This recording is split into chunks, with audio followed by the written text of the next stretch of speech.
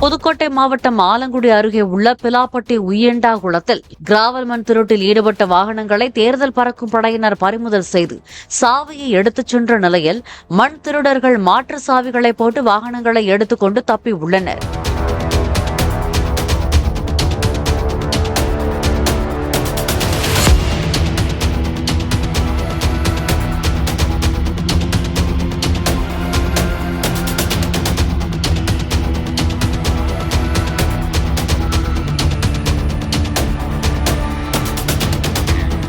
Play store மற்றும் app ஸ்டோரில் இருந்து பாலிமர் செயலியை QR கோடு மூலம் பதிவிறக்கம் செய்யுங்கள். செய்திகளை உடனுக்குடன் பெறுங்கள்.